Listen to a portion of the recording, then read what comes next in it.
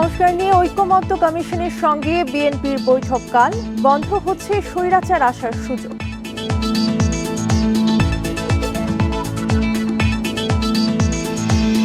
ঢাকা বিশ্ববিদ্যালয়ে গণ অভ্যুত্থানে নিহত হাসানের জানাজা, কফিন মিছিলে আওয়ামী লীগ নিষিদ্ধের দাবি।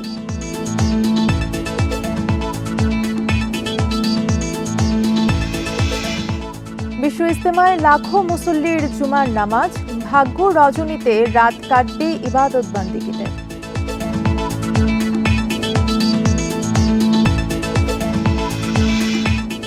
নাচে গানে বসন্ত বরণ, ঢাকার চারুকলা সহ বিভিন্ন জেলায় প্রাণোচ্ছ্বাসে মেতে ওঠেন তরুণ তরুণীরা।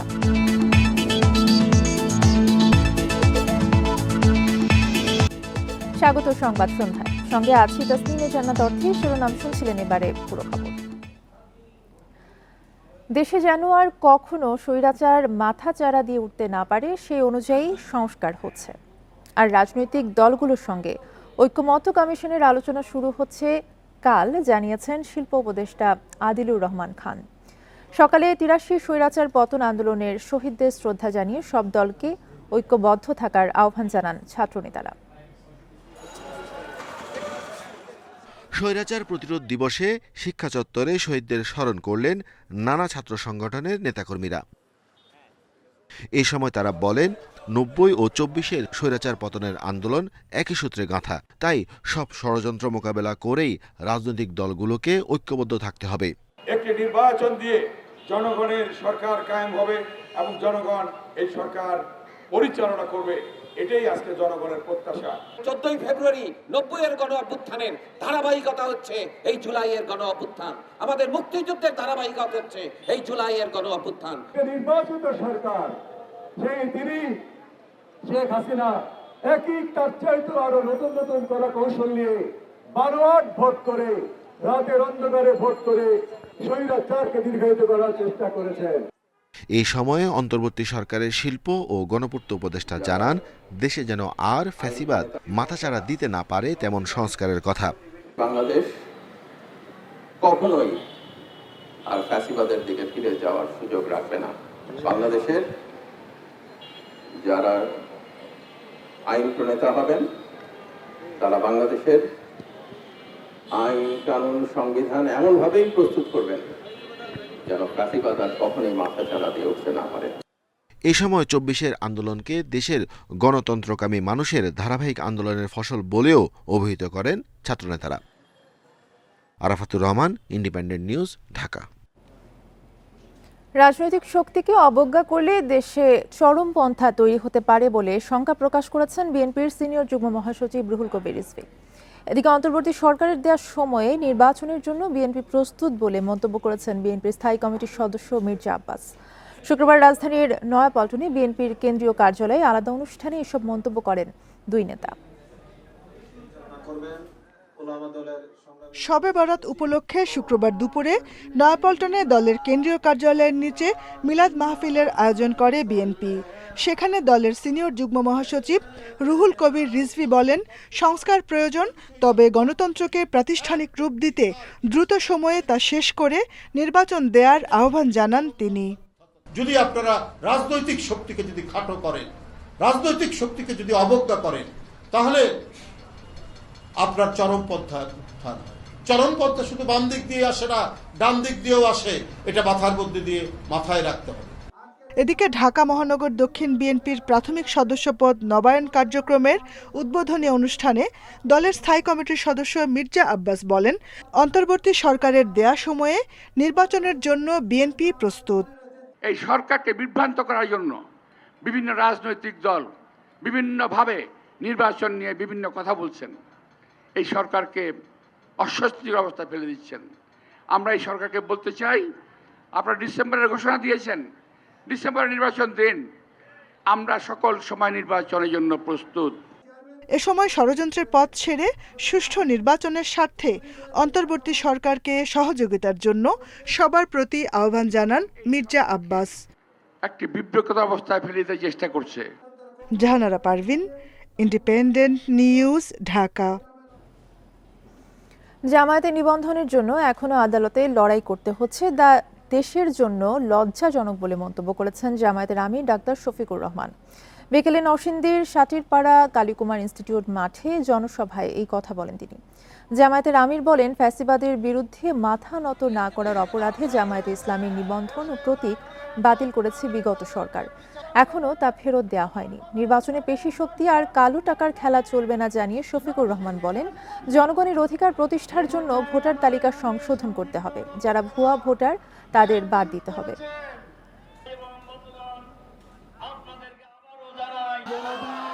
ফ্যাসিবাদ আপাতত বিদায় নিয়েছে, নিবন্ধনটা আমরা এখনো ফিরে পাইনি। এখন সেই নিবন্ধন ফিরে পাওয়ার জন্য আমাদেরকে আদালতে লড়াই করতে হচ্ছে। এটি বাংলাদেশের জন্য লজ্জার বিষয়। ৫ আগস্ট রাজধানীর যাত্রাবাড়িতে পুলিশের গুলিতে নিহত হাসান মিয়ার পরিচয় নিশ্চিত হওয়ার পর আজ জানাজা অনুষ্ঠিত হয়েছে। জুমার নামাজের পর ঢাকা বিশ্ববিদ্যালয়ের রাজু ভাস্কর্যের সামনে তার জানাজা অনুষ্ঠিত হয়। জানাজার পর পরিবারের কাছে মরদেহ হস্তান্তর করা হয়। এরপর রাজু ভাস্কর্যের সামনে আওয়ামী লীগকে নিষিদ্ধের দাবিতে বের করা হয় কফিন মিছিল। পরে মিছিলটি ভিসি চত্বরে এসে শেষ হয়। গত ৭ মাস ঢাকা মেডিকেল কলেজ মর্গে পড়ে থাকার পর ডিএনএ পরীক্ষার মাধ্যমে হাসানের পরিচয় শনাক্ত হয় বৃহস্পতিবার। হাসানের পরিবার জানায়, গত ৫ আগস্ট থেকে নিখোঁজ ছিলেন হাসান। পরিবার বিভিন্ন জায়গায় খোঁজ করলেও তার সন্ধান মেলেনি। পরে সম্প্রতি বৈষম্য বিরোধী ছাত্র আন্দোলনের পক্ষ থেকে তার বাবা জানতে পারেন ছেলের মরদেহ ঢাকা মেডিকেলের মর্গে আছে। পরে সেখানে গিয়ে ছেলের মরদেহ শনাক্ত করেন তিনি।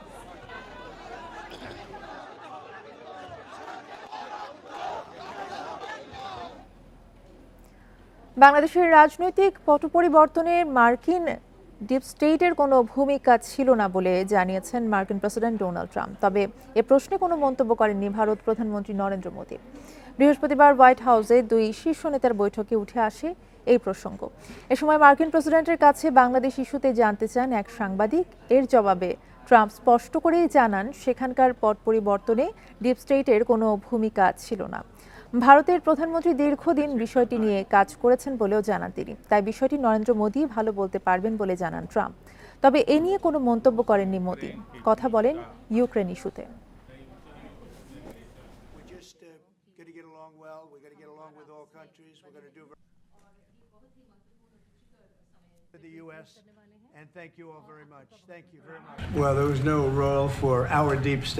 আমাদের ডিপ স্টেটের কোনো ভূমিকা ছিল না। ভারতের প্রধানমন্ত্রী নরেন্দ্র মোদী বিষয়টি নিয়ে কাজ করছেন। এটা নিয়ে ভারত লম্বা সময় ধরে কাজ করছে, আমি তেমনটাই জেনেছি। তাই বিষয়টি আমার চেয়ে তিনিই ভালো জানেন। আজ পবিত্র শবে বরাত। আরবি শাবান মাসের 14 তারিখ রাত সৌভাগ্যের রজনী হিসেবে পালন করেন মুসলিমরা। ফার্সি শব্দ অর্থ হচ্ছে রাত, আর বরাত শব্দের অর্থ হচ্ছে সৌভাগ্য। আরবিতে বলে লাইলাতুল বারাত বা সৌভাগ্যের রাত। এই রাতে ধর্মপ্রাণ মুসলিমরা পরম করুণাময় মহান আল্লাহর অনুগ্রহ লাভের আশায় নফল নামাজ, কোরআন তিলাওয়াত এবং জিকিরে মগ্ন থাকেন। অতীতের পাপ এবং অন্যায়ের জন্য ক্ষমা প্রার্থনা এবং ভবিষ্যৎ জীবনের কল্যাণ কামনা করে মোনাজাত করেন। এছাড়া পবিত্র শবে বরাতকে কেন্দ্র করে বাড়িতে নানা রকমের খাবার তৈরির প্রচলন রয়েছে। এসব খাবার আত্মীয় স্বজন, প্রতিবেশী এবং গরিব দুঃখীর মধ্যে বিতরণ করা হয়। সন্ধ্যার পর অনেকে কবরস্থানে আপনজনদের আত্মার মাগফিরাত কামনায় দোয়া করেন।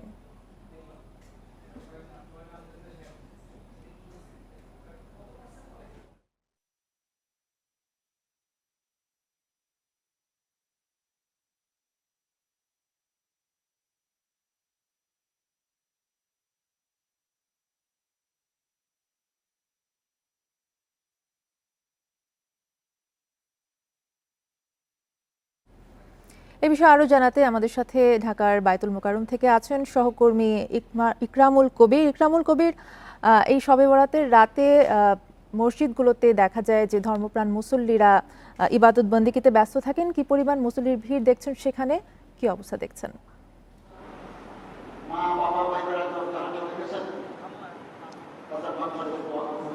সন্ধ্যার পর অর্থাৎ মাগরিবের নামাজের পরই কিন্তু বাইতুল মোকাররমে এই লাইলাতুল বরাতকে কেন্দ্র করে যে আয়োজন সেটি কিন্তু শুরু হয়েছে এবং আপনারা দেখতে পাচ্ছেন প্রচুর পরিমাণ মুসল্লি কিন্তু এখন বাইতুল মোকাররমে এসেছেন এবং এখন একটি ওয়াজ চলছে যেখানে বক্তব্য রাখছেন অন্তর্বর্তী তৎকালীন সরকারের যে ধর্ম উপদেষ্টা খালিদ হোসেন, তিনি এখন আসলে বক্তব্য রাখছেন এখানে মুসল্লিদের উদ্দেশ্যে এবং জরুরি ওয়াজ নসিহত তিনি করছেন যে আসলে এরকম একটি গুরুত্বপূর্ণ রাতকে কিভাবে গুরুত্ব দিতে পারে মুসল্লিরা এবং কিভাবে আসলে এই রাতের যে মূল উদ্দেশ্য সেটি আসলে হাসিল করা যায় সে বিষয়ে কিন্তু আসলে তিনি নসিহত করছেন এখানে যারা মুসল্লি রয়েছেন।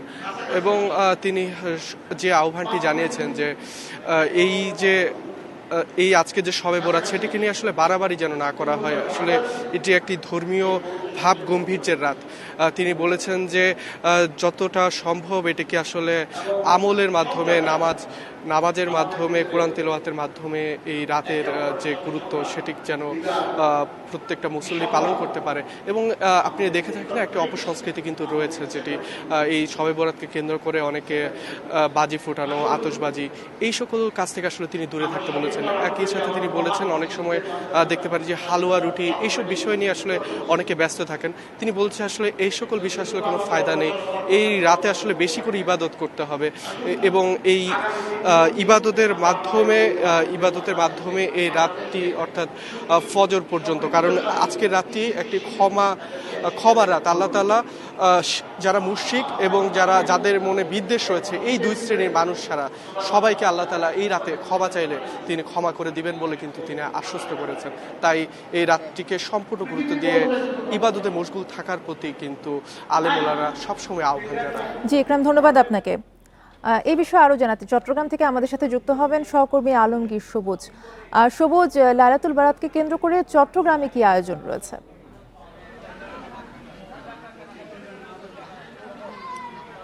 আমরা আসলে যেটা শুনছিলাম এতক্ষণ ঢাকার বাইরে আসলে লাইলাতুল বারাত কিংবা শবে বরাতে চট্টগ্রামের প্রেক্ষাপট একটু ভিন্ন। এখানে আমরা প্রতি বছর আমরা যেটা দেখি সাধারণ মানুষ মুসল্লিরা মসজিদে ইবাদত করেন, বাড়িতে ইবাদত করেন। এর পাশাপাশি চট্টগ্রামে মসজিদ এবং বাড়ির পাশাপাশি মানুষ চট্টগ্রামে যেহেতু ধর্মপ্রাণ মুসল্লিরা একটু দরগা ভিত্তিক তারা পছন্দ করেন। আমরা দেখেছি বিভিন্ন মাজার, মসজিদ এবং দরগাহে হাজার হাজার মানুষ তারা আল্লাহর নৈকট্য লাভের আশায় সেখানে সমবেত হন। আমরাও আজকে এসেছি এখানে আমানুর শাহ মাজার এসেছে। এই মাজারটা চট্টগ্রামের অত্যন্ত ঐতিহ্যবাহী একটা দরগা। এখানে দেখছেন আপনারা মাগরিবের পর থেকে এখানে মানুষ আসতে শুরু করেছে মুসল্লিরা এবং এখানকার যারা পরিচালনা মণ্ডলী আছেন তারা বলছেন মূলত রাত ৯টার পরে এখানে মানুষের ঢল নামে। আমরা অন্যান্য বছরও সেটা দেখেছি এবং মসজিদেও আসলে ঈশার নামাজের পরে মূলত মুসল্লিরা আসেন এবং আমরা দেখেছি আজকে চট্টগ্রামে সাধারণত শহর থেকে যারা গ্রামে গঞ্জে যাদের পিতামাতা আছে তাদের কবর জিয়ারত করতে যায় এবং বিভিন্ন মসজিদ, গ্রাম এবং শহরের মসজিদগুলো আলোকসজ্জা করা হয়। এবং এখানে আরেকটা বিষয় উল্লেখ করার মতো আমরা দেখেছি চট্টগ্রামের শহরের বিভিন্ন মসজিদ এবং দরগাহে অন্যান্য সব দিন যেভাবে ভিক্ষুকরা থাকেন আজকে তার কয়েক গুণ বেশি হাজার হাজার ভিক্ষুকের সমাবেশ ঘটে। সাধারণত যেহেতু মুসল্লিরা আসেন তারা দান করেন, আজকের রাতে বলা হয়েছে দান করতে। এই সোয়াবের আশায় মানুষ এখানে দান করেন এবং ইবাদত করেন, ওয়াজ নসিহত করেন এবং মূলত চট্টগ্রামের মানুষরা যেটা করেন এবং যারা মৌলানা আছেন তারা বলছেন আজকের দিনে বেশি বেশি ইবাদত করতে, আল্লাহর কাছে ক্ষমা প্রার্থনা করতে এবং এখানে দরকার দেশের শান্তি রক্ষায় এখানে বিশেষ মোনাজাত করা হবে বলে আমাদেরকে জানানো হয়েছে। আপনাকে আমাদের দুজনকে ধন্যবাদ। ঢাকার বায়তুল মোকাররম এবং চট্টগ্রাম থেকে জানাচ্ছিলেন আমাদের সহকর্মীরা। টঙ্গীর তুরাগ তীরে বিশ্ব ইজতেমার ময়দানে একসঙ্গে জুমার নামাজ আদায় করেছেন লাখো মানুষ। বড় জামাতে অংশ নিতে পেরে সন্তোষ প্রকাশ করেন মুসল্লিরা। দেশজাতির মঙ্গল কামনায় হয় বিশেষ দোয়া। শবে বরাতের রাতেও ময়দান পরিপূর্ণ থাকবে বলে আশা আয়োজক কমিটির। টঙ্গী তুরাগ তীরে দেশ বিদেশে লাখো মানুষ অংশ নিয়েছেন বিশ্ব ইজতেমার তৃতীয় পর্বে। বাদ ফজর থেকেই জিকির, আশকার আর ইবাদত বন্দিগিতে মশগুল থাকেন মুসল্লিরা। আর জুমার নামাজের আগেই ময়দান পরিণত হয় জনসমুদ্রে। জুমার নামাজে অংশ নেন লাখো মুসল্লি। ওই সময় ইজতেমার ময়দান ছাপিয়ে আশপাশের সড়কগুলোতে ছড়িয়ে পড়েন মুসল্লিরা।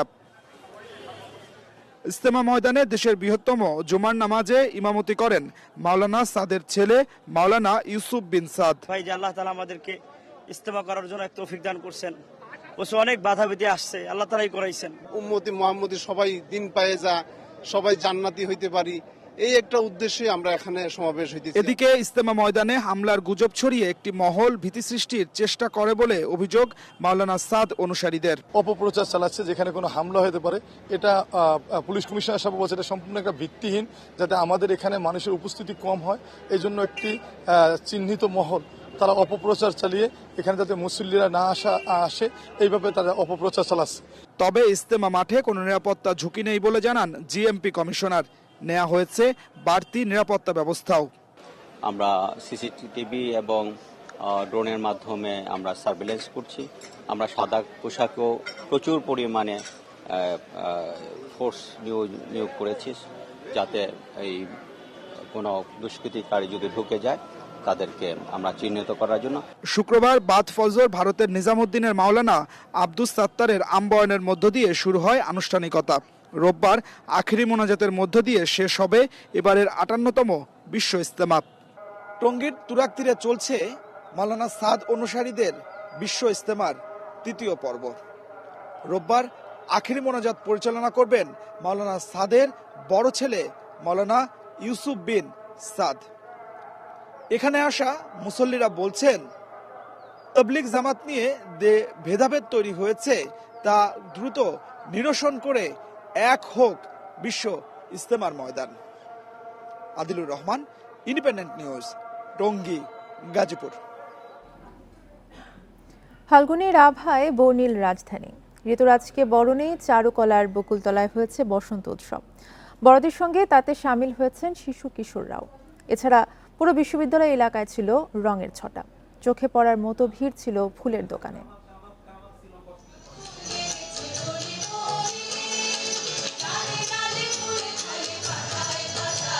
শীতের জীর্ণতা ঘুচিয়ে এসেছে বসন্ত, জেগে উঠেছে তরু পল্লব, প্রকৃতিতে পলাশ শিমুলের আভা।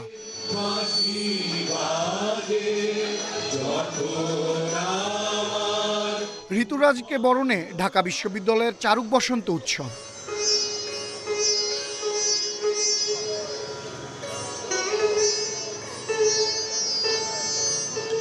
পয়লা ফাল্গুনের সকালে নাচ গানে মুশগুল বকুলতলা।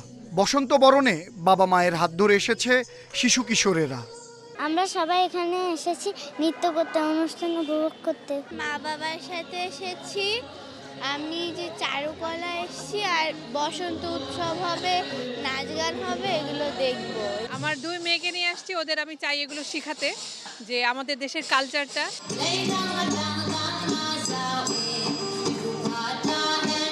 আয়োজকেরাও বলছেন এই দিনটিকে স্বাগত জানাতে উদ্গ্রীব হয়ে থাকেন নগরবাসী।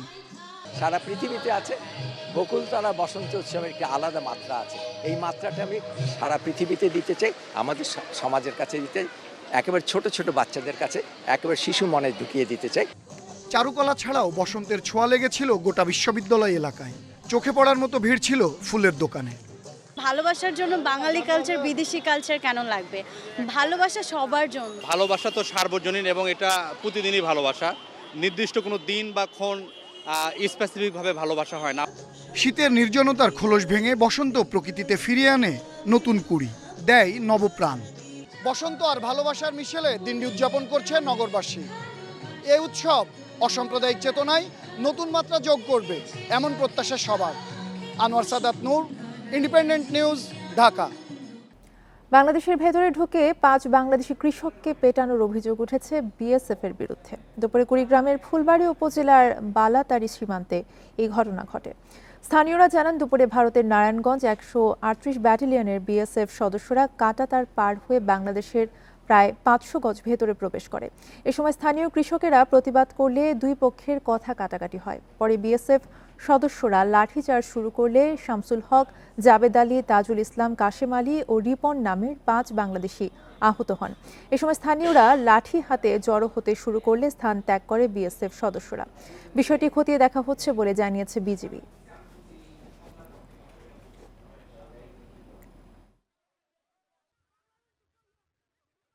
পানি দেই, আমরা যে আবাদ করি, এখানে গরু নিয়ে আসি, আমার গরু নিয়ে গেছে, আমার সাইকেল ভাঙিয়ে দিয়ে গেছে, আমার সব কিছু নিয়ে গেছে, ওরা নিয়ে যায়। তারপরে লাস্টে সাইকেল টাইকেল ভাঙিয়ে টেঙিয়ে দিয়ে গরুকে মারি টাড়ি তারপরে আমাকে ছাড়িয়ে দিচ্ছে। ভারতীয় বিএসএফ যাতে বাংলাদেশের ভিতরে ঢুকে দখলদারিত্ব করতে না পারে, আমরা সেই বিচার চাই।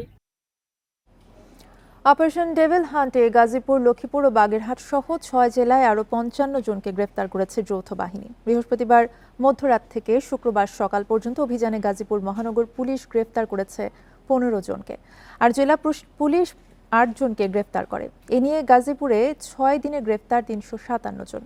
বাগেরহাটে আওয়ামী লীগের ৬ নেতাকর্মীকে গ্রেফতার করেছে যৌথ বাহিনী। তাদের বিরুদ্ধে ছাত্র আন্দোলনে হামলা, চাঁদাবাজি সহ একাধিক মামলা রয়েছে।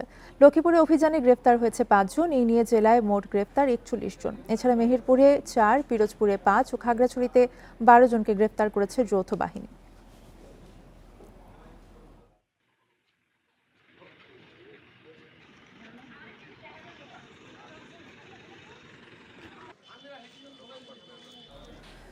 দেশের জনগণের ঘাড়ে এখন ২০ লাখ কোটি টাকার বেশি ঋণ, যার ১৮ লাখ কোটি রেখে গেছে পতিত শেখ হাসিনা সরকার। ১৫ বছরে ঋণ বেড়েছে ৬.৫ গুণ। এই ঋণে ডুবিয়ে উন্নয়নের গল্প বানাতেন শেখ হাসিনা, যা পরিশোধে চাপ বাড়ছে অন্তর্বর্তী সরকারের ওপর। বিশ্লেষকরা বলছেন, পতিত সরকারের যথাযথ ঋণ ব্যবস্থাপনা না থাকায় দেশি উৎস থেকে বেশি ঋণ নেওয়া হয়েছে, আবার বিদেশি ঋণ নেওয়া হয়েছে বাছবিচারহীনভাবে। গত বছরের সেপ্টেম্বর শেষে সরকারের ঋণের পরিমাণ ২০ লাখ কোটি টাকা ছাড়িয়েছে। এর মধ্যে বিদেশি ঋণ ছিল ১০,১৩,০০০ কোটি টাকা, বাকিটা অভ্যন্তরীণ ঋণ। ব্যয় মেটাতে অভ্যন্তরীণ ও বিদেশি উৎস থেকে ক্রমাগত ঋণ করেছে পতিত শেখ হাসিনা সরকার। আবার এ ঋণের অর্থ থেকে দুর্নীতি ও অর্থ পাচারও হয়েছে। অর্থ মন্ত্রণালয়ের তথ্য মতে ২০০৯ সালের ৬ জানুয়ারি আওয়ামী লীগ যখন সরকারের দায়িত্ব নেয়, তখন দেশি বিদেশি ঋণের স্থিতি ছিল ২,৭৬,০০০ কোটি টাকা। ২০২৩-২৪ অর্থ বছর শেষে শেখ হাসিনা জাতির কাঁধে রেখে যায় ১৮,৩২,০০০ কোটি টাকার ঋণের বোঝা। এর মধ্যে অভ্যন্তরীণ ঋণ ছিল ১০,২০,০০০ কোটি টাকা। তার মানে ১৫,৬০,০০০ কোটি টাকা এই কয়েক বছরে উনি ঋণ করেছেন, এবং শেষের ৩ বছরে সেই বিভিন্ন সাপ্লায়ার্স ক্রেডিট প্রকল্পের নামে, বড় বড় প্রকল্পের নামে প্রচণ্ডভাবে ঋণ নিয়ে